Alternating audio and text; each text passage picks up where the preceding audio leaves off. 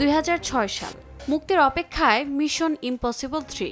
দর্শকদের চমকে দিতে প্যারামাউন্ট তখন সাজায় এক অদ্ভুত প্রচার কৌশল।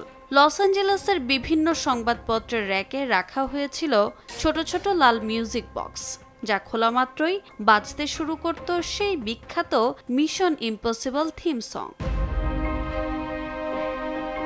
কিন্তু সমস্যা বাঁধল সেখানেই। কয়েকটি বক্স কাগজের ওপর উঠে এলো দৃশ্যমান হয়ে।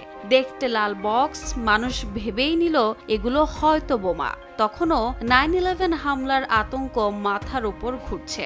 এক পথচারী সরাসরি 911-এ ফোন করে জানালেন তিনি সম্ভবত একটি বোমা খুঁজে পেয়েছেন।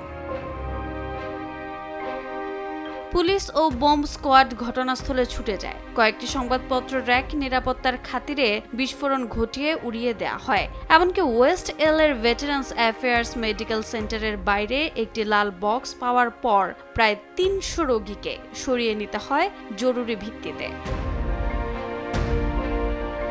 হাসপাতাল কর্তৃপক্ষের দাবি, শুধু ওই দিনেই তাদের ক্ষতি হয়েছিল $92,000 বেশি। যুক্তরাষ্ট্রের সহকারী অ্যাটর্নি প্যারামাউন্ট লস অ্যাঞ্জেলেস টাইমসকে সতর্ক চিঠি পাঠান, এমনকি ফেডারেল মামলার হুমকিও দেন। অভিযোগ, বেপরোয়া আচরণ আর সরকারি হাসপাতালে কোড রেড পরিস্থিতি তৈরি করার দায়। যদিও শেষ পর্যন্ত মামলাটি বাতিল হয়ে যায়, কিন্তু স্টুডিওর জন্য এটি ছিল বিরাট এক বিব্রতকর অভিজ্ঞতা। মিশন ইম্পসিবল ফ্র্যাঞ্চাইজির ইতিহাসে এক অনাকাঙ্ক্ষিত অধ্যায় হয়েই থেকে যায় এই প্রচারণা কাণ্ড। রোজা চৌধুরী, সময় সংবাদ।